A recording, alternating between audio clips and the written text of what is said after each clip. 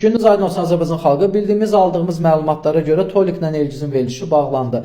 Onların hansısa bir yaratdığı şoular, hansısa skandallar, mübahisələr, yəni dövlətimizə də, xalqımıza da zidd olan bir məsələlər idi. Ona görə məhz bununla dövlətimiz məşğul oldu.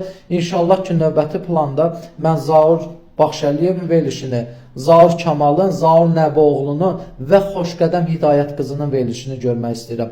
Çox xahiş edirəm sizdən, əziz xalqım.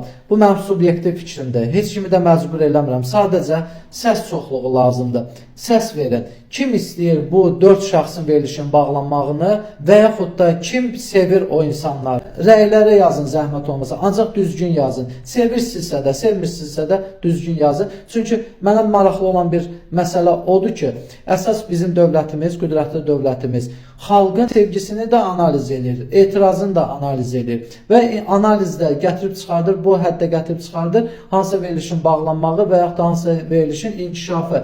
Buradan ola bilər Xoşqədəm Hidayət qızı və Zaurlar məndən nəsə bir etiraz və yaxud da narazılığını bildirir. Mən sizə birbaşa səslənirəm ki, siz olandan bu ölkədə bu cavanlar heç bir mediadan heç bir tərbiyə almadı, heç bir əxlaq nümunəsi götürmədi. İstər Zaurlardan, istər Xoşqədəm Hidayət qızın verilişindən. Ancaq boşanmalar, ancaq harada zay insanlar var, harada yiyəsi sahibsiz insanları çıxardırsınız efirə.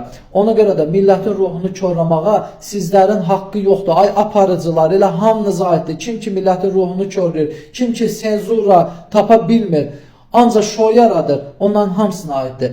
Dövlətimiz hər şeyi gözəl bilir. Sizə də sıra çatacaq. Mən şəxsən Zaurlarla Xoşqədəm Hidayət qızının verilişini qətiyyən belə əleyhinəyəm və onun bağlanmağını təcili surətdə istəyirəm. Bu mənim subyektiv fikrimdir, yenə deyirəm. Səs çoxluğu önəm daşıyır. Allah xalqımızı, dövlətimizi qorusun. Var olun Azərbaycan xalqı.